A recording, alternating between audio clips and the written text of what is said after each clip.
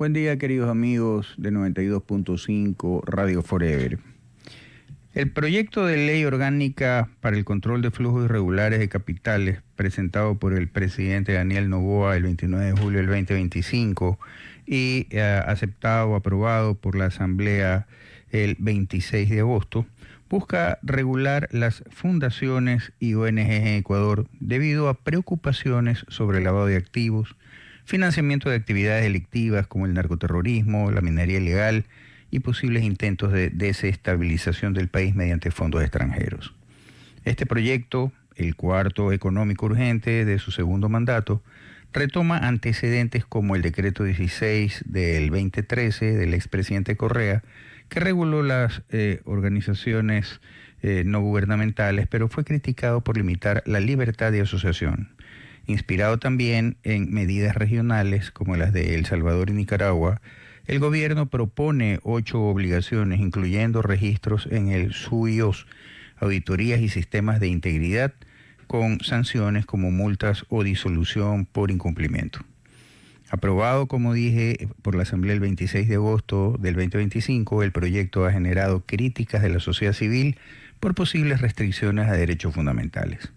Para tratar este tema contamos como invitados vía Zoom a esta mesa de diálogo con el economista Alan Sierra, exdirector de la UAFE, y con el doctor Napoleón Santamaría, experto tributario. Soy Modesto Gerardo Apolo Terán, bienvenidos a la segunda temporada de La Verdad. Una reseña biográfica sobre nuestros invitados. El economista Alan Sierra, exdirector de la UAFE, es un economista con una sólida trayectoria en el sector público, reconocido por su experiencia en prevención del lavado de activos. Graduado como economista en la Universidad Católica de Santiago, Guayaquil, complementó su formación con una maestría en negocios internacionales y gestión en comercio exterior. Lideró políticas de prevención en la Superintendencia de Compañías, donde dirigió el área de prevención del lavado de activos, y luego en la Unidad de Análisis Financieros y Económicos UAFE, organismo que encabezó entre diciembre del 2023 y mayo del 2024. Bienvenido, economista Alan Sierra. Muy buenos días con todos, muchas gracias por la invitación, un gusto estar con ustedes. El doctor Napoleón Santamaría es un experto tributario, abogado y consultor con una destacada trayectoria en el ámbito tributario. Especializado en economía fiscal, Santamaría ha trabajado por años en la formulación de propuestas legales y fiscales basadas en principios de equidad, eficiencia y transparencia. Además de su rol como consultor y abogado, el doctor Napoleón Santamaría ha dirigido el estudio jurídico Santamaría Abogados, desde donde ha liderado iniciativas legales y conferencias especializadas, promoviendo el diálogo entre el sector público y el sector privado con la academia. Bienvenido, doctor Napoleón Santamaría. Gracias, muy amable, apreciado, Modesto. Saludos a Alan, un fuerte abrazo con todos los amigos que nos escuchan. Buen día con todos. Gracias. Economista Alan Sierra, ¿considera que la Ley Orgánica para el Control de Flujos Irregulares de Capitales aborda de manera integral los vacíos normativos que permiten el lavado de activos a través de las fundaciones ONGs en el Ecuador? Yo creo que la ley que se llama de transparencia social, en este caso, se le ha dado algunos nombres, tiene temas interesantes en cuanto al objetivo de complementar y cubrir brechas. Lo más importante, yo siempre digo, podemos tener la mejor ley del mundo, pero si no la sabemos aplicar, o no la sabemos complementar, o no la sabemos regular por parte del controlado y del controlador, pues de nada va a servir. Tiene algunos puntos interesantes, pero asimismo tiene puntos que son de gran responsabilidad de los controladores. En este caso, uno de los puntos que se enfoca, porque si nos enfocamos a las organizaciones sin fines de lucro, y quizás ahí está el punto medular, pero no dejemos de lado un capítulo importante de las atribuciones de la UAFE, que es el congelamiento de fondos. Ese punto es neurálgico. Positivo, argumentos hay, pero también tiene que manejarse con mucha responsabilidad y de manera muy técnica para evitar falsos positivos. Correcto. Doctor Napoleón Santamaría, ¿cómo impactan las nuevas obligaciones de registros en el SUIOS y presentación de informes financieros en la operatividad de las organizaciones no gubernamentales dedicadas a la salud y los servicios sociales. A ver, esto es excelente. A ver, hagamos rápido una memoria de cómo se arma. Se organiza y se controla el país. Tenemos un grupo de compañías. ¿Quién las regenta? ¿Quién las controla? La superintendencia de compañías. Mal o bien, más bien bastante mal, pero las controla. Segundo grupo, bancos, y otras instituciones financieras. ¿Quién las regula? La superintendencia de bancos. Tercer grupo, cooperativas y mutualismo en el Ecuador. ¿Quién las regula? Las CEPS, ¿sí? La de Economía Popular y Solidaria. Pero hay un grupo de entidades que todo el mundo las controla, menos el Ecuador. ¿Cuáles son esas? Entidades sin fines de lucro, ¿sí? Punto. Para que quienes escuchen, déjenme llevar este lenguaje para que a todos los ciudadanos. ¿Y quiénes son las entidades sin fines de lucro, Alan? Aquí nos referimos ahí. A ver, espera un momentito. Es fundaciones, la fundación que cuida el pajarito, la fundación de los niños, la fundación de las madres, la fundación de lactancia, la fundación de alimentos, etcétera, etcétera. Las corporaciones de estudios tales, las corporaciones de libros tales, las corporaciones editoriales tales, etcétera, etcétera. Y también los clubes de fútbol, y también las universidades, y también las iglesias o los cultos religiosos. Sí, ahí hay una cantidad fuerte, más o menos se cuentan 63,000 entidades sin fines de lucro, pero creo que quisiera que quede claro, esto es un mapa general transversal, punto. Esta ley de transparencia social, la pregunta es, ¿está tan mal redactada? El problema del Ecuador es que muchos funcionarios públicos no estudiaron castellano, no pasaron por castellano y no saben español, es el problema. Y cuando uno dice esta ley, ¿a quién regenta? No se sabe a quién regenta. Si se lee el artículo 2, dice a todas las entidades, a todas. O sea, déjame reflexionar algo. Las universidades, le vamos a reportar a las CEPS. O sea, eso es reportarle, es pedirle que un astronauta le reporte a un director de Quinos. No tiene sentido.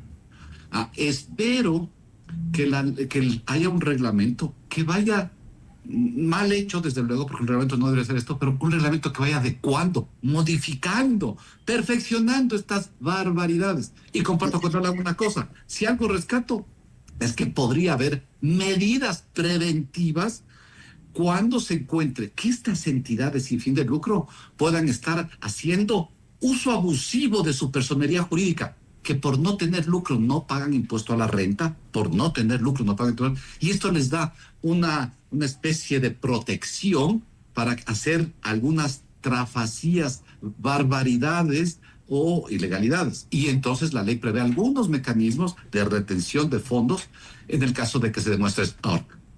También mal desarrollado, pero lo podremos desarrollar. Este es el tema general. ¿Qué es lo que se busca? Claro, mayor control a las entidades sin fines de lucro. Eso está bien, desde luego que está bien. Pero mis queridos amigos, que sean las CEPS, Modesto. Mira, ayer compré ya el Mercurio y me puse a leer y ahí está la resolución de las CEPS sobre el cierre de CREA, de la cooperativa. Es una barbaridad, es que las CEPS insisto, no saben castellano. ¿Cómo a esta entidad le damos el control de las entidades sin fin de lucro? Además, pareciera que tampoco saben de leyes, porque el reglamento no puede reformar la ley. Es simplemente indica el camino, cómo aplicar. Y si está, digamos que un camino sinuoso, tortuoso y con neblina, difícilmente va a poder cambiar esa situación. Tendrá que ver es cómo lo regula, pero no puede cambiar la ley. Entonces estamos, como dicen en la calle, si me permite Napoleón, este es un país, Modesto, es un país reglamentario. Modesto, Alan, vea, nosotros que estamos en el mundo profesional privado, nos reunimos todos los días con inversionistas. Ayer estuvimos en Cuenca con unos inversionistas del Perú. ¿Y qué nos decían los inversionistas del Perú? Es difícil venir a tu país. ¿Y por qué les decía? ¿Por qué no vienes con tu plata peruano, colombiano, inglés, francés? Vengan y hagan empresas acá. Dice, porque en tu país todo el tiempo cambian las leyes. Porque nada tienen escrito en la ley. Todo tienen escrito en reglamentos, en circulares y en resoluciones. Entonces él nos decía, no les puedo confiar mi plata. Así, miren Modesto y Alan lo que pasa en este país. Es que tenemos este prestigio de ser tan incumplidores, farsantes, de poco valor nuestra palabra, como país me refiero, que los capitales no vienen. Y cuando yo le preguntaba a los peruanos cuántas inversiones llegó el año anterior a Perú, llegaron 14.000 millones y al Ecuador 370 millones. Y ahí la diferencia. Un país reglamentario no atrae capitales, no da seguridad jurídica, no da certeza a las relaciones administrados y administradores. Correcto. Al retorno del corte comercial, Alan, una pregunta, y es, ¿qué tan efectiva es la obligatoriedad del registro en el Sistema Unificado de Información de Organizaciones de Sociedades Civiles, SUIOS, para detectar flujos financieros irregulares? ¿Y qué tan aplicable sería, como dice Napoleón, en el tema de las universidades y de las iglesias? Y estamos en un campo minado. Solamente en esos dos temas estamos en un campo minado. Eso, por favor, al retorno del corte comercial.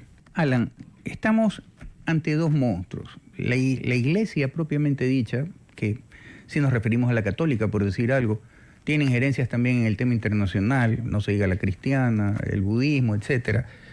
Y el tema de las universidades, tomando en consideración de que hay una falencia en cuanto al ofrecimiento de plazas de estudios en universidades, es deficitario.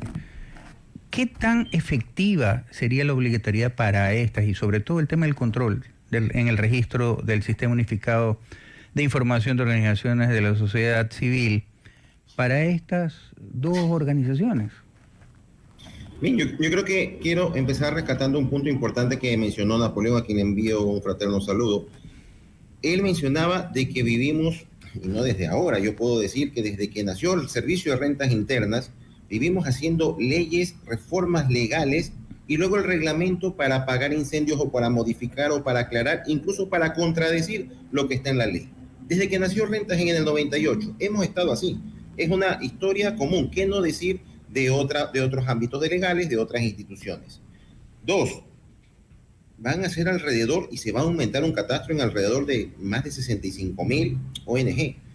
Tenemos la capacidad instalada de la CEPS para abordar todo ese control. Eso es importante tomarlo en cuenta. Tenemos la capacidad instalada. Hay que aprovechar la tecnología, sí. Por ejemplo, Rentas hizo algo, ahora último, una resolución que se la venía conversando desde inicio del 2024, que era, actualiza o plantea una resolución que todos los sujetos obligados ante la UAFE alcen la mano y dentro de su actualización de RUC se autocoloquen, se autodesignen, obviamente con argumentos sólidos de acuerdo a la ley, que son sujetos obligados.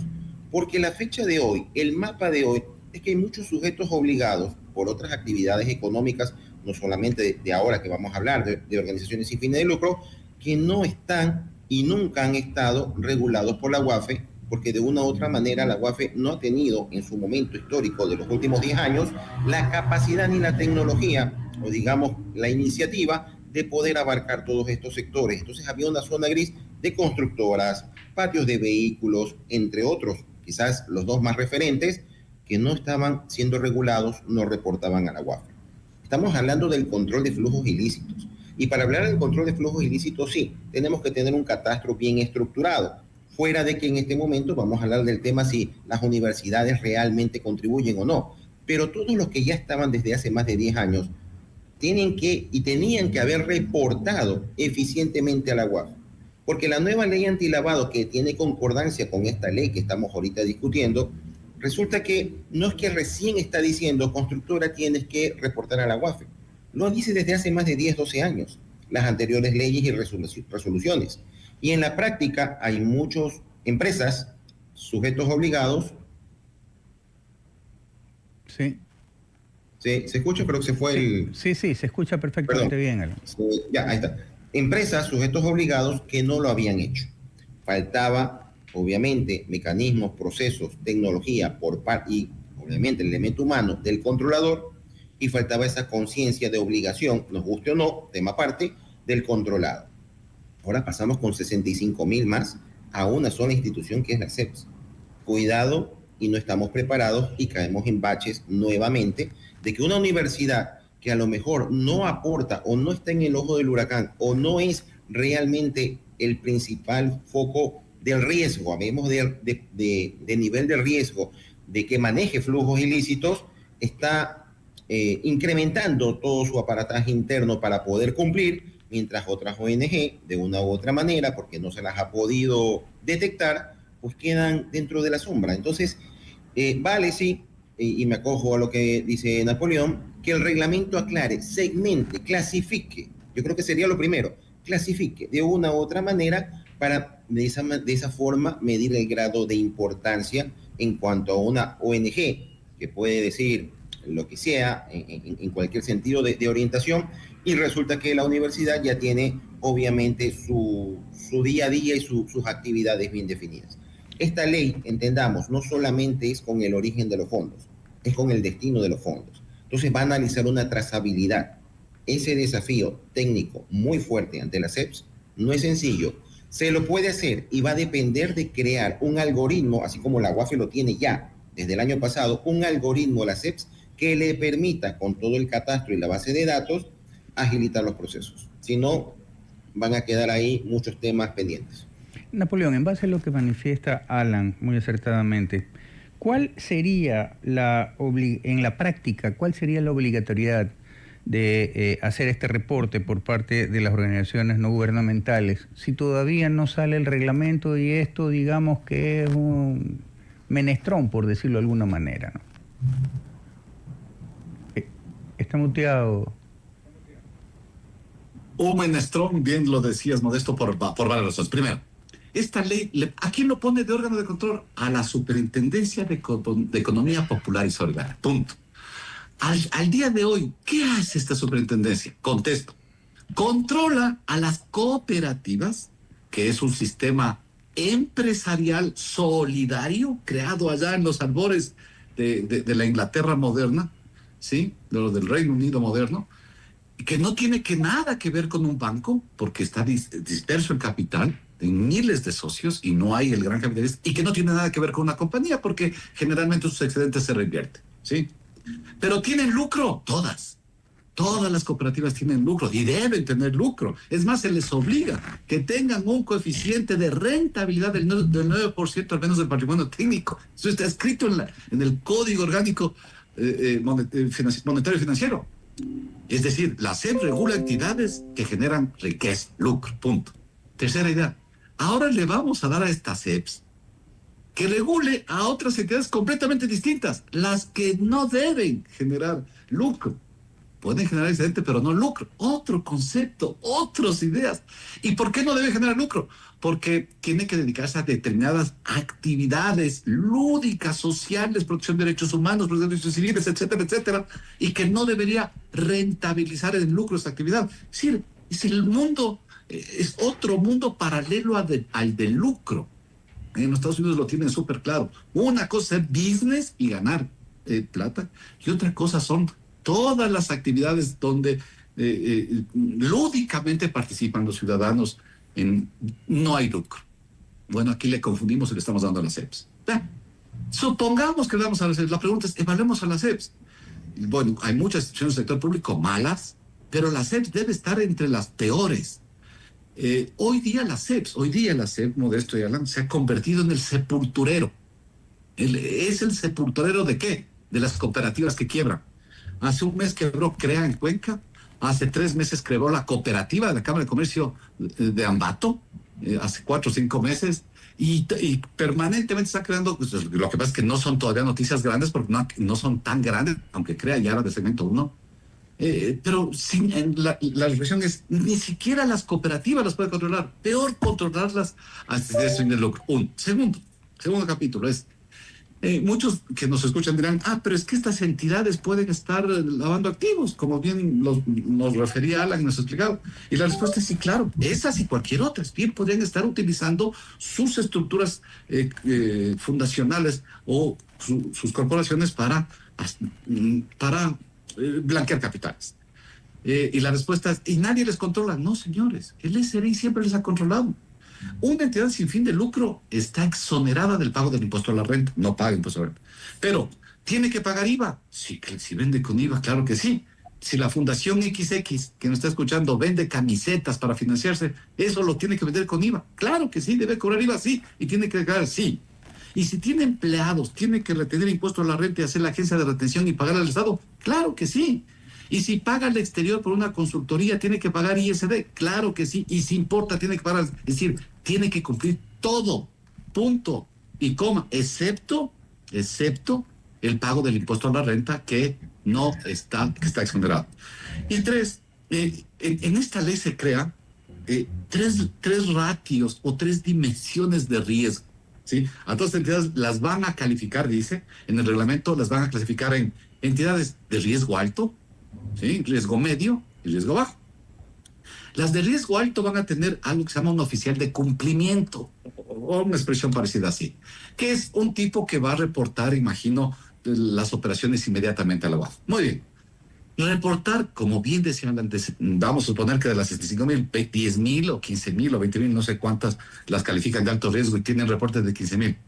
Bueno, yo ahí sí voy ahora sí a ver a la UAF y digo, pero la UAF ha sido una institución muy maltratada en el Ecuador. Tiene poquísimo personal.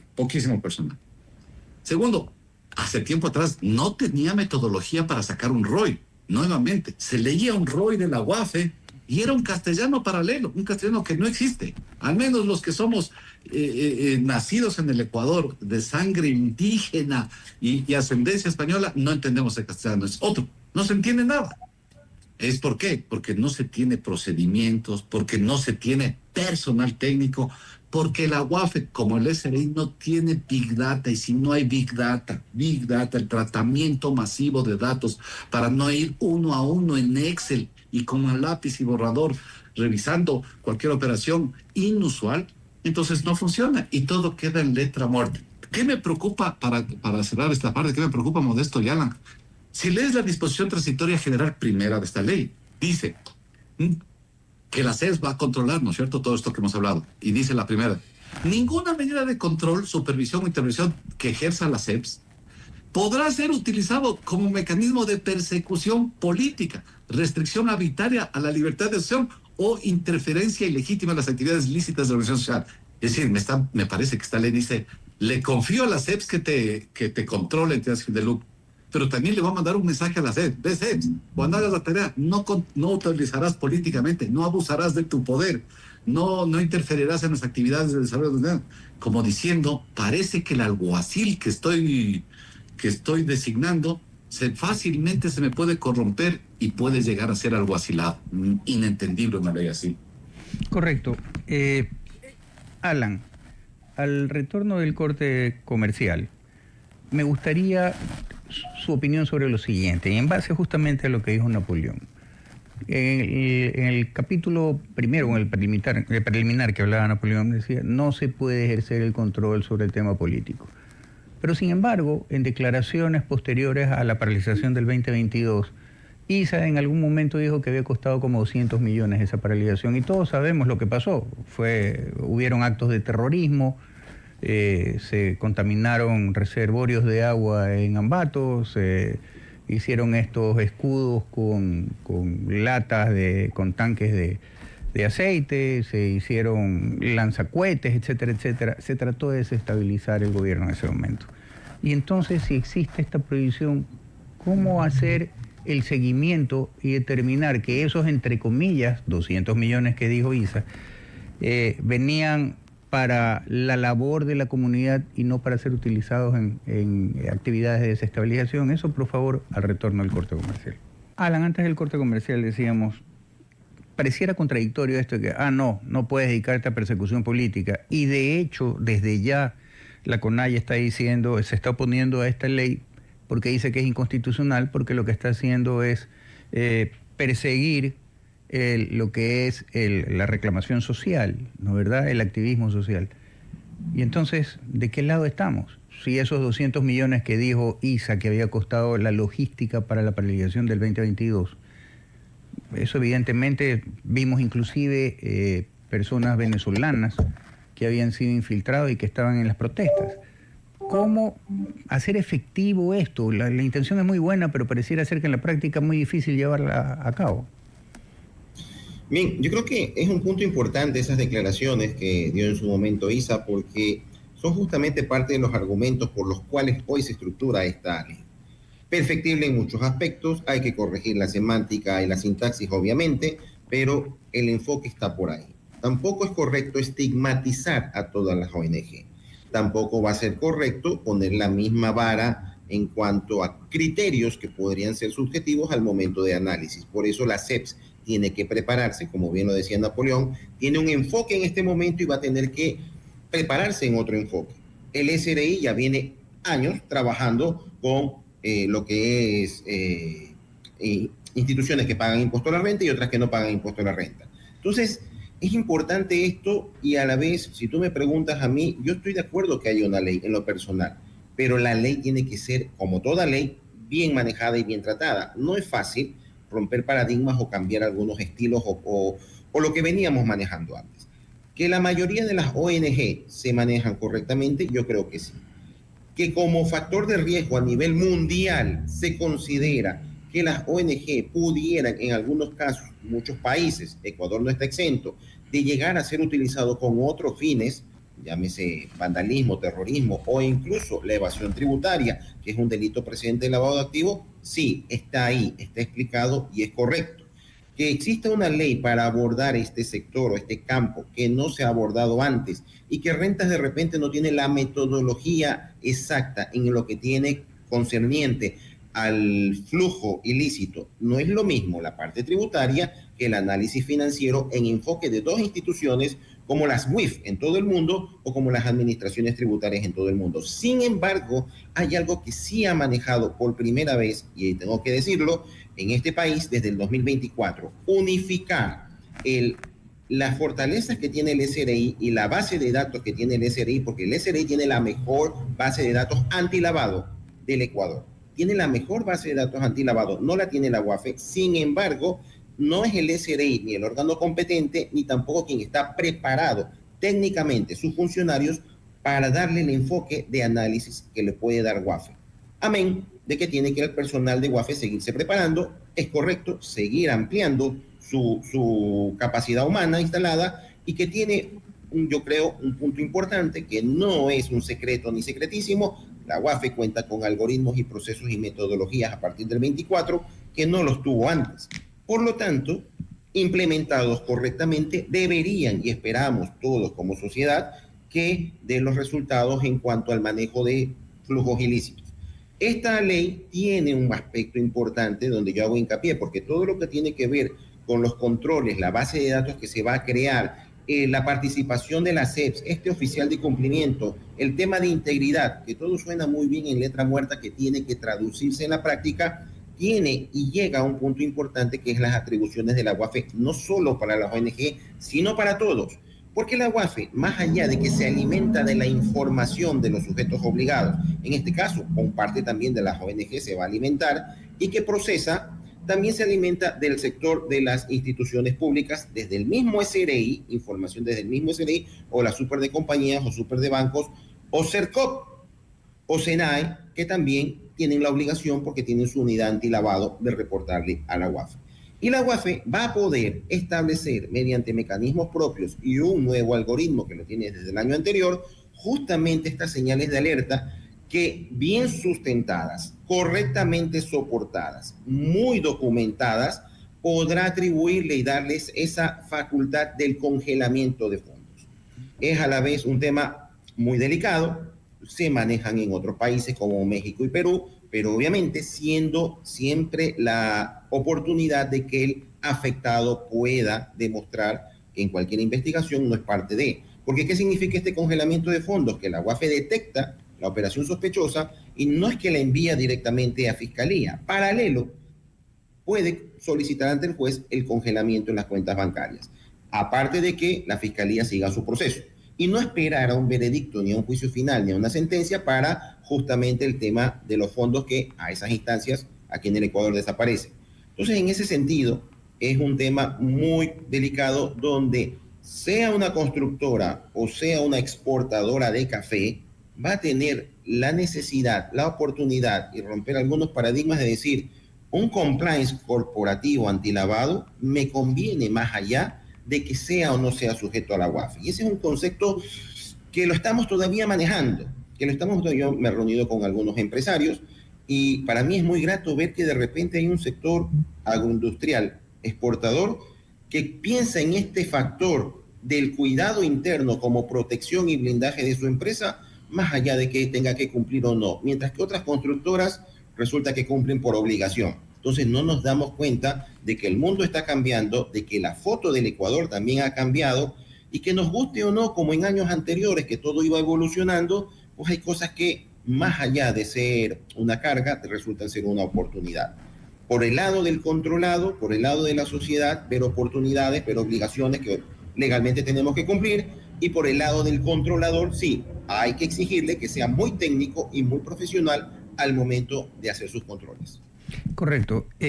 Al retorno del corte comercial, me gustaría, Napoleón, que nos clarifiques lo siguiente. Antes, las organizaciones no gubernamentales, que hay un sinnúmero, digamos que tenían tres objetivos, por decirlo, para quien las creaban, ¿no verdad? O se daban tres circunstancias. La primera era el tema de evadir impuestos, la segunda era el tema de el único beneficiario era el que había creado la organización no gubernamental, y por último, ya en tiempos modernos, el tema del lavado de activos a través de lo que tiene que ver el lavado de activos de los negocios del narcotráfico y sus negocios conexos, o el tema político para desestabilizar gobiernos.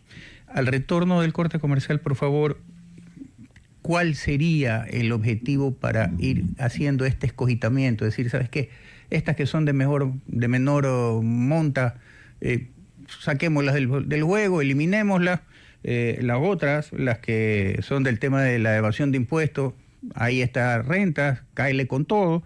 Y en el tema del lavado de activos tendría que ser rentas y guafes, más algún tipo de metodología que pueda permitir que tampoco pues se esté financiando grupos de desestabilización política. Sabemos todos a qué nos referimos. Eso al retorno del corte comercial. Napoleón, ya una vez se depuraron estas organizaciones no gubernamentales en el gobierno de Correa y lo utilizó para sacar a la Konrad Adenauer, que no les caía bien o para mal. Ya han retornado, yo creo que es una buena organización. Pero independientemente de eso, ¿cómo sincerar estos de que solamente tienen una fundación para ser ellos los únicos beneficiarios, que hay unos cuantos de aquellos, otros que para evadir impuestos y otros para, de una manera u otra, lavar todo lo que tiene que ver el dinero del narcotráfico, los negocios conexos, y para lo que es solventar los grupos irregulares que estarían como objetivo el desestabilizar a un gobierno determinado? Mira, entonces tres niveles, ¿no es cierto, Modesto? Primero, yo comparto con Alan lo que dice. A ver, ¿tenemos que controlarles? Sí, tenemos que controlarles. ¿Sí? Son unas entidades bien botaditas, sí, y que hacen de travesuras algunos, muchos, ¿sí? ¿Hay que controlarles? Sí, primero. Entonces comparto con Alan en eso. Pero para controlarles necesitamos una ley, uno. Necesitamos, Alan, y tú como economista, un plan de cuentas, ¿sí? Revísate Colombia tiene un plan de cuentas, cómo se debe llevar una contabilidad de entidades sin lucro, que no es un plan de cuentas de una compañía, son completamente distintos. Lo mismo lo tiene Perú y Chile, un plan de cuentas, ¿sí? Y un control sobre el excedente. Y darle a alguna institución que debería ser, mi querido Alan y Modesto, deberían ser los 2.700 funcionarios públicos que tienen ya la superintendencia de compañías. Te pregunto, Alan, perdóname, Modesto, que haga no soy entrevistado para hacer la consulta, Alan, ¿cuántos funcionarios públicos tiene la UAFE? Más o menos, ¿tienes una idea? ¿Tú te lo sabes? La UAFE, por una justamente comparecencia ante la Asamblea en el año 24, estaba alrededor de un poco más de 100 funcionarios públicos. Mira, faltaba. Sí. Tú que dices eso, ¿te parece que eso es lo suficiente o que necesitas más personal? No, se planteó y se dejó una hoja de ruta justamente para incrementar. Con la tecnología, ojo también, a través de un algoritmo y un software, todo eso se plasmó y se trabajó mucho. Y no quiero dejar de lado algo importante, porque el personal, así sean 100, la gran mayoría tenía un altísimo nivel. Eso quiero ser muy pragmático. De acuerdo. Era lo que se necesita, se necesita más personal, pero había una buena base de arranque. Muy bien, y gente muy buena, 100 funcionarios, pero te doy solo datos, Modesto, y los amigos que nos escuchan ya, desde luego, es la Contraloría General del Estado, una entidad que el año anterior le recuperó al Estado $80,000, 80,000, recupera el 0.8% de las glosas, no llega al 1%, tiene 2.700 funcionarios públicos. Y la Superintendencia de Compañías tiene 2.200. El SRI, que es la mejor institución, creo yo, y que deberíamos también, pues tienen cerca de 3.000 funcionarios públicos. La Superintendencia de Compañías tiene 734 funcionarios públicos, y uno se pregunta, ¿qué beneficio le da a este país los precios de compañías? Y uno se queda con las ganas de contestar porque no hay contestación alguna. Entonces contesto ahora, si tú preguntas esto, la super de compañías, pongamos a trabajar a esa institución y si no desaparezcámosla y creemos algo nuevo que regente compañías, seguros e instituciones sin fines de lucro. ¿Sí? Eso es uno. Dos, hay instituciones que se crearon para hacer evasión de impuestos, seguro, y te pongo un caso, Modesto y Alan. La ley, cuando se hizo la consulta del correísmo, esas torpes consultas que nos llamaban, donde se cierran los casinos, se dijo en la pregunta de la consulta popular, le dijo, ¿está usted de acuerdo que se cierren todas las operaciones de casinos, juegos de azar, albur, etcétera, que realizan las entidades con fines de lucro? Y entonces la gente dijo, sí, que se cierra. Muy bien. Y luego se interpretó que, esto está cerrada para las entidades con fines de lucro. Por lo tanto, hagamos casinos a través de fundaciones, corporaciones y entidades sin fines de lucro. Y así tenemos varios, sobre todo de apuestas. No me refiero a nombres, pero claramente apuestas que salen todos los días en radio, 3 de televisión, trabajan como fundaciones. Segundo. Entonces, ¿a quién debemos controlar si es que están utilizando estas entidades, estas fundaciones, estas entidades sin fin de lucro, como escudos de evasión fiscal? El SRI, para eso es el SRI. Tome más tecnología, lo que se habla, más Big Data, mejor personal, etcétera. Y el SRI usted haga. Y si es que está haciendo mira, Modesto, todas las entidades sin fines de lucro tienen una partida de nacimiento. Y esa partida de nacimiento fue otorgada por el Estado. A las universidades las crea una ley que es emitida por el Congreso Nacional.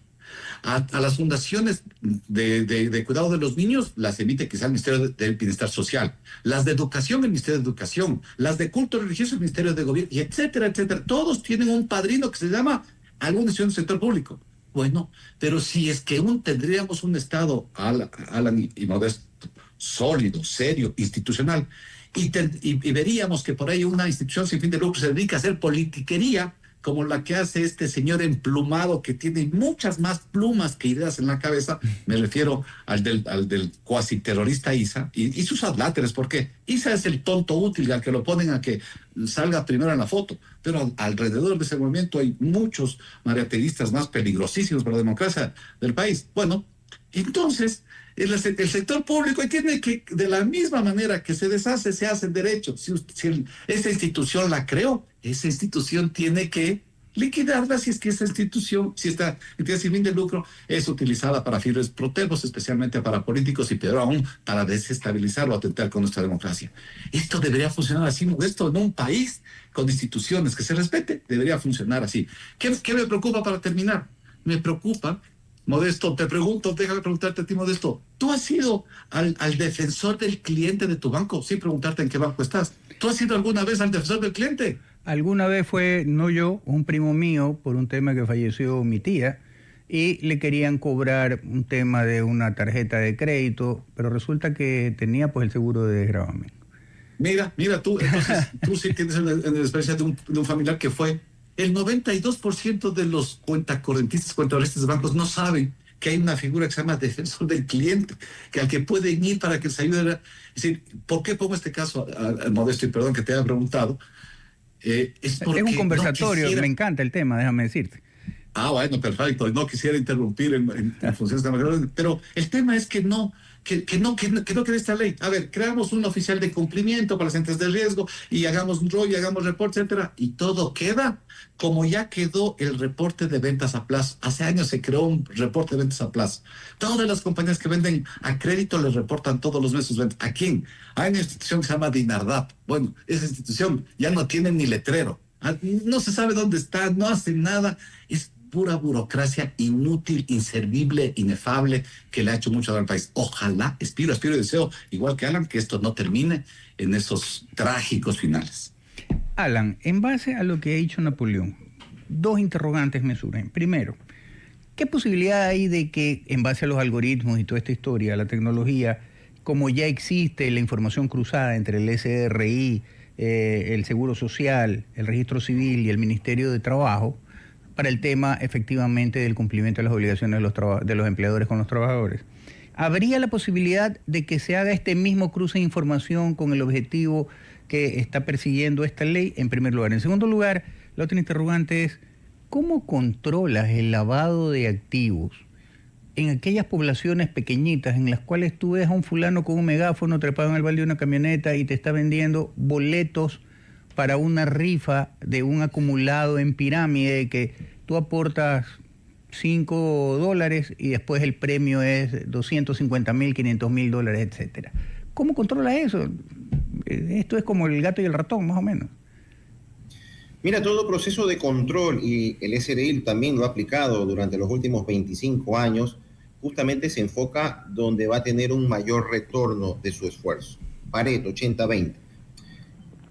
Un argumento válido, pero obviamente quedan fuera algunas estructuras y algunos casos como los que mencionas que quizás están por debajo del radar. Porque un caso similar al que mencionas ahorita de la persona que está simulando un sorteo, o estamos hablando más bien de la captación para aterrizarlo más real a lo que es el lavado de activos, o un delito precedente de lavado de activos, que no es lo mismo, a veces lo confundimos. Yo escucho grandes juristas, con todo respeto, hablar de lavado de activos y me están hablando solo de la corrupción y no me han hablado nada de lavado. Entonces hay que poder diferenciar justamente el delito de lavado y el delito precedente, sea corrupción, narcotráfico, minería ilegal. Entonces, casos como el de la captación ilegal de dinero, que es un delito precedente, ese no es el lavado. El lavado es lo que hace después con ese dinero, el caso NASA. Entonces, en el caso NASA no estamos hablando de que captaba $5. Estamos hablando que en su momento, y está en la prensa reportada, y están en las fotos de los periódicos, justamente recibos de $500,000. A ver, ok, más allá de que la investigación resultó o no resultó, hay dudas sobre el caso NASA, porque ya una persona que ya aparentemente, digo yo, no se sabe en este país, en otros países ya dejó de existir o de vivir, resulta que en su momento no estamos hablando que captó $10, captó 500,000. Pero revisemos también quién es el que aportó los 500,000, cuál es el origen de los fondos. Entonces, hagamos realmente un trabajo sin ser muy cargado realmente, porque no es un tema de mucho esfuerzo, ver ese origen, esa trazabilidad. O sea, no voy a coger los recibos y quizás es lo tradicional, el concepto en auditoría, en rentas, en las administraciones tributarias, en todo. A lo mejor no reviso los recibos de 5, de $10, pero me voy de los de 50,000 para arriba, por poner una escala. Entonces reviso esos 10, 15, 20 y no reviso los 500 o los 5,000 personas que están en el rango bajo, porque me va a dar un mayor retorno y obviamente a través de ellos puedo detectar si existe una estructura que termine involucrando también a los de abajo. Pero Alan, eso se llama parte de un proceso técnico. Alan, discúlpame que te interrumpa, y es, en la banca se denomina el pitufeo, y esto siempre fue una práctica común en los que querían lavar grandes cantidades. El pitufeo, en resumidas cuentas, es hacer pequeños depósitos o captar pequeños montos, pero el volumen es el que hace el gran monto. ¿De qué manera también se nos está yendo por debajo de la mesa el pitufeo en estos temas? Sencillo, porque hay que entender el concepto global, no solo una etapa, o no solamente un paso, para no hablar de etapas, porque en lavado de activos, cuando hablamos de etapa, hablamos de otra cosa, el paso. Existe el pitufeo, entonces yo tengo 100 personas, ¿verdad? Y cada uno puede estar $10,000 o $1,000 para ponerlo más bajo. Pero esos 100 personas a $1,000 son 100,000. ¿A qué cuenta final llega? Y ahí viene un punto importante. Esa cuenta que termina alimentándose con $100,000, que mañana son $10 millones por el continuo movimiento y repetición, resulta que el factor más importante cuando se pregunta el origen de los fondos, y es un error que existió en el Ecuador durante años, el origen de los fondos. El origen de los fondos no es la cuenta bancaria del banco de la esquina, ese no es el origen de los fondos. Aclarémoslo, el origen de los fondos es su actividad económica. Y su actividad económica, claro, mira las redes sociales, un próspero empresario viene y te deposita en el banco $3 millones, perfecto. Viene y deposita en la empresa un préstamo de $8 millones, perfecto. Pero revisas información pública, que es una ventaja que tiene el Ecuador frente a otros países. El impuesto causado de los 5 últimos años, 0. Entonces, Solo por ahí, no digo que eso sea lo único, no digo que con eso empiece y termina, pero solo por ahí tienes un input y una alerta fundamental para decir algo no me cuadra. Me estás poniendo 8 millones de inversión, de préstamo en una empresa que puede ser correcta, no digo que sea fachada, pero el origen de los fondos tuyo como inversionista, como prestamista, como accionista, resulta que no me lo está justificando el origen de los fondos. No, viene del banco de la esquina, viene del banco vecino, eso no es el origen de los fondos. Entonces, ahí hay un punto importante y por eso digo, este es un punto de tantos otros donde Rentas tiene la mejor base de datos antilavado y la mejor base de datos patrimonial. Porque la UAFE ahorita se está enfocando en el tema patrimonial, pero es un enfoque diferente al de Rentas, es mucho más integral, o sea, es un paraguas por encima de lo que maneja Rentas. Y Rentas tiene un tema importante, la información de afuera, los famosos CRS, los está utilizando es los activos bancarios en el exterior. Más allá de que tengamos o no un convenio con Panamá, ya recibíamos información de Panamá. Entonces, y esto no significa que el tener cuenta afuera, sea Panamá o sea cualquier otro país que se podría denominar paraíso fiscal, es pecado. Ahí no viene el concepto es el origen. Porque uno tiene la libertad de decir, la pongo en Islas Caimán, pero ¿de dónde viene? De un dinero lícito. Entonces, en ese sentido hay que mirar todo el contexto global. Y quizás para otro programa, ustedes también lo han de saber, y quienes nos escuchan, Ecuador tuvo su ley que le permitió lavar activos en el Ecuador. Fue legal lavar activos en el Ecuador, con esta famosa ley que del COVID que permitía regularizar los activos del Ecuador. Ojo, polémico, pero, y lo dejo ahí porque es la realidad, lo usó en su momento Argentina 7, 8 veces, y lo ha usado Brasil, y lo ha usado otros países. Colombia, así que por ahí no va el tema es saberlo manejar. ¿Qué se hizo con toda esa base de activos regularizados en el Ecuador? Vaya a preguntar. Actuó Rentas como tenía que haber actuado dentro de los 2 años límite, que podrían ser 4 según el Código Tributario. O sea, ahí hay bases de datos importantes que Rentas tiene que manejar en tema patrimonial, que no los ha manejado y que recién UAFE, con la nueva metodología que tendremos que ver los resultados en los siguientes meses o el próximo año, veremos si la está aplicando correctamente esta metodología. Alan, en el Solo gobierno... si me permites. Sí. Solo si me permites, Modesto, aportar algo de lo que justo dice Alan. Mira, es que, claro, la UAFE y el SRI son 2 instituciones y las 2 hacen temas distintos. Como abogado te digo, ¿qué hace la UAFE? La UAFE debe detectar actos de lavados de activos, de blanqueo de capitales. ¿Con qué objetivo? Con el objetivo de aprender esos recursos, tomarlos y llevarlos a las arcas públicas. Y a los culpables llevarlos a la cárcel. Ese es el objetivo de un sistema de lavado de activos en el Ecuador, en el mundo entero. Quien comete lavado de activos tiene que todos esos fondos ser aprendidos, embargados, retirados a estos ciudadanos, y esos tienen que ir a la cárcel. ¿Qué hace el SRI? El SRI nunca lo manda, a menos que sea defraudación, el SRI tiene que cobrar impuestos. Pero lo uno no se suma al otro. Es decir, no puede el SRI decir, a ver, esta empresa, esta fundación, este señor ha lavado activos por $100 millones y no me ha pagado impuesto a renta. Entonces, le voy a cobrar el impuesto a la renta de lo que no ha pagado. Y la UAF, por el otro lado, decir, no, y este lavador se me va preso. El Estado se estaría beneficiando de una cosa ilícita. Eso se llama fruto del árbol prohibido. Y eso no puede hacer un Estado beneficiarse de ese tema. Pero la información, como bien dice Alan, es la misma. ¿Y cuál es esa información? El mundo entero lo ha trabajado. Se llama incremento patrimonial injustificado. Modesto, Alan, todos pueden esconder un ingreso. Todos podemos esconder un ingreso. Es que me regaló mi papá $10 y no le quiero besar a mi hermano. Me saqué 2 veces la lotería. Tenemos un caso muy, muy comentado. Y me gané la lotería en algunos, y políticos, por ejemplo. O el gasto. Es que este gasto me voy con alguien que no precisamente es mi consorte, entonces quiero esconderlo. Resumen, el ingreso y el gasto lo escondes. Lo que no se esconde en la teoría, sobre todo los italianos y los alemanes, es el patrimonio. ¿Cómo se crea patrimonio? Ingreso menos gasto, utilidad, la suma de las utilidades en el tiempo que rige esa actividad económica significa patrimonio. Y eso no puede esconderse, no puede multiplicarse, eso no puede desvanecerse. ¿Y cómo se justifica? Con declaraciones de renta. Una persona tiene un patrimonio ideal de $1.000.000, entonces cojo sus declaraciones de renta y voy viendo cuál ha sido su rentabilidad, traigo el presente y esa es su renta. No, es que no ha trabajado. Bueno, entonces a lo mejor recibió herencias, legados, donaciones, o como bien dices, Modesto, es buen político y le aceptó al número de la lotería y el gordo y se ganó la lotería. Pero en eso tiene que probarlo. Correcto. Así de fácil. Si aquí no hay mucho misterio. Entramos a la etapa final, luego del corte comercial, que es hasta las 10:30 del programa, y la verdad que interesantísimo. Y siempre al final hago la misma pregunta para los dos, para que sea respondida desde el ámbito de cada uno, el expertise de cada uno. Y es, ¿cuál es la radiografía, en este caso, la radiografía actual referente a este tema de los patrimonios de las organizaciones no gubernamentales?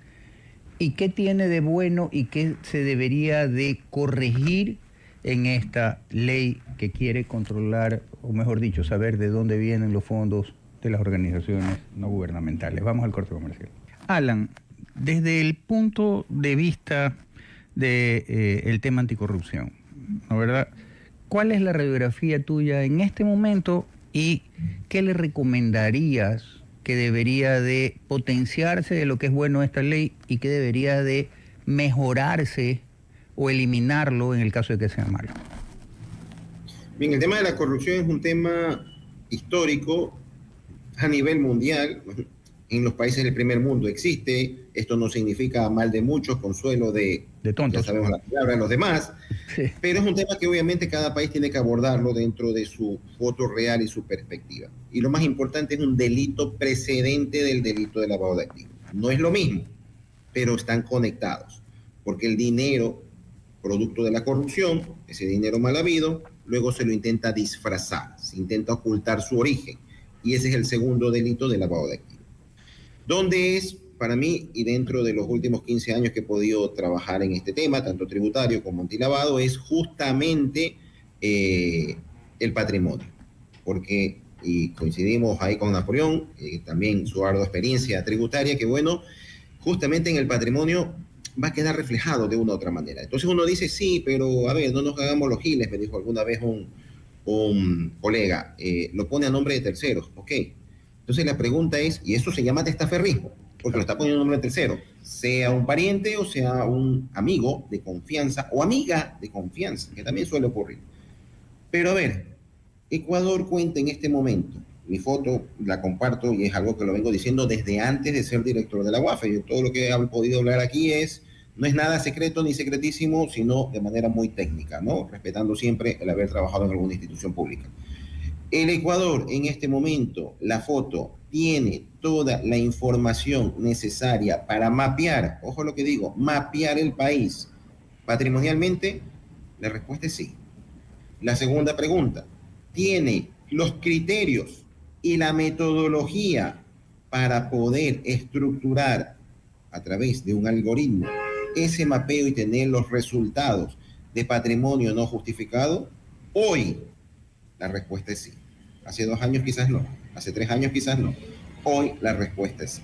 Entonces, en ese sentido, y ojo, y en ese sentido, toda esta planificación del Ecuador la ha compartido con otros países. Por lo tanto, es un tema donde se ha discutido esta metodología con técnicos de diferentes sectores, incluso BIP, Banco Mundial, de otros países, de cómo hacerlo. Esta metodología es algo secreto, ultra secreto, es sentido común. La fórmula está ahí, podemos revisar los libros, años 80, Dino Haraj, entre otros, que ya nos hablaban sobre el tema del patrimonio, las rentas, y obviamente en esa época quizás no de lavado de activos, pero que termina siendo una herramienta fundamental en el tema antilavado. Entonces, hay que aprovecharlas, hay que llevarlas a cabo. Las leyes creo que son necesarias, hay que corregirlas. Primero, tienen todas leyes perfectibles. Segundo, errores pueden haber, errores tan gravitantes no deben de haber. Reglamentos que corrijan esos errores gravitantes se tienen que evitar, pero en todo caso, como sociedad, y obviamente de una manera muy técnica, directa, hacer y exigir a los organismos de control lo que pueden, deben y cómo deben de hacerlo, es loable y es correcto de manera técnica, porque también hay mucho que aprender del otro lado. Bueno, Napoleón. Modesto, solo si me dejas también ahorrar algo, pero ¿sabes qué? No, sí, justamente te iba a decir, desde tu punto de vista, desde lo tributario, ¿qué corregirías de esta ley o aconsejarías que se elimine y que se enmiende en 3 minutos? ¿Qué me preocupa de esta ley? ¿Y qué es lo que no pase, que se corrija? Es que la ley termina, Modesto y Alan, termina con 2 reformas tributarias, 2 artículos, ¿sí? Todo esto que hemos hablado casi en una hora en este ameno diálogo termina con 2 artículos. Y esos 2 artículos, sobre todo uno, incrementa un nuevo impuesto, ¿sí? Es un impuesto a las utilidades no distribuidas, ¿ok? Correcto. Otros podrían leer de la siguiente manera: todo lo de arriba de la ley de transparencia es paja. Digo, otros podrían leer así: esto es paja. ¿Y qué quiere entonces el gobierno con esta ley? Meter ese artículo que incorpora un impuesto a las utilidades no distribuidas. ¿Y por qué esta visión ya no podría ser tanta paja? Porque ya se presentó el presupuesto general del Estado del 2025. Alan, tú lo viste. Y ya viste dónde dicen que hay un incremento en ingresos. Hablan de una reforma tributaria que supuestamente entraría este año de $500 millones. Es precisamente lo que les estimó que da ese artículo que está incorporado en esta ley. 600 millones de dólares más o menos. Y 493 millones, ahí está. Entonces, ojalá y no estemos divagando en estos conceptos que se ha expuesto con Alan Chuta de hacer lavado de activos, de justificación patrimonial, incremento patrimonial, etcétera, etcétera. Y realmente lo que se está haciendo es toda una parnafernada de esto para introducir un artículo que le da más tributos al Estado y punto. Me preocupa unas. Y 2, sí me preocupa que ya habíamos vivido en el Ecuador, Alan. Hemos vivido el caso Eclipse. El caso Eclipse fue terrible. Un funcionario de la UAFE fue sentenciado a 10 años de prisión por lavado de activos. O sea, estamos en el país de los locos. Este es el país de los chiflados, de los locos, ¿sí? Entonces, ¿qué es lo que debemos hacer? Debemos reforzar los controles internos, la inteligencia cruzada, la autointeligencia, para no tener funcionarios que mañana, de la UAFE, que mañana sean sancionados por lavado de activos. Creo que hay mucha tarea, pero comparto en algo. O sea, mira, yo soy partidario de un país sale adelante cuando se piensa en cambios estructurales, grandes cambios de estructuras, de cimientos, de bases, de fundamentos, y sobre eso ir creciendo. Estos temas de normas, parches por la coyuntura, porque sí nos ayuda, en algo sirve, algo es, aunque sea, no, por no tener nada, no. Yo no soy partidario de nada de estas cosas, parches. A mí me gustan temas estructurales y no coyunturales. Correcto, no me queda más que agradecer. ¿Me permite complementar algo, ya que está súper dinámico con Napoleón? Esa parte de tributaria que no la tocamos es fundamental y lo comparto. Y voy un poco más allá. El cobrar un impuesto por una cuenta del patrimonio que no se mueve, que son las utilidades acumuladas, en mi concepto es un impuesto al patrimonio. 1, 2. Alguien dirá, no, pero es un crédito tributario para cuando lo repartas. Cuando lo repartas, está obligando a repartirlo, significa que está tratando de generar otro impuesto. Porque quien lo recibe, el accionista, va a tener que pagar un impuesto y va a deducir este valor que ya ha pagado previamente. Entonces estamos hablando de un anticipo de impuesto a la renta. O sea, por donde lo queramos ver, o sea, la calavera ñata igual, el 3% al patrimonio no distribuido o el 12% si lo distribuyes para cada uno de los accionistas.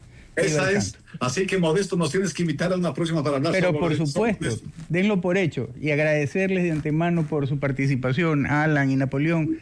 La verdad es que queda mucha tinta en el tintero. Ya haremos otro programa al respecto para justamente tratar este tema del pago del impuesto del 3% para los no distribuidos, y entonces vas a distribuir y lo peor de todo es que tienes que pagar el 12% desde el momento en que el directorio te dice, ok, hemos resuelto distribuirte, te vamos a entregar. En ese momento se hace efectivo el asunto, o obligatorio el asunto. En 2 años creo que era la salvedad. Ojo, no es que va a pasar 15 años.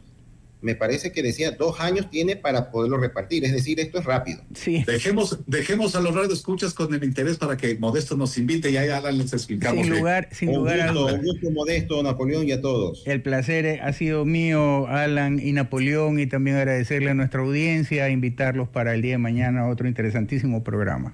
Buen día. Buen día, saludos.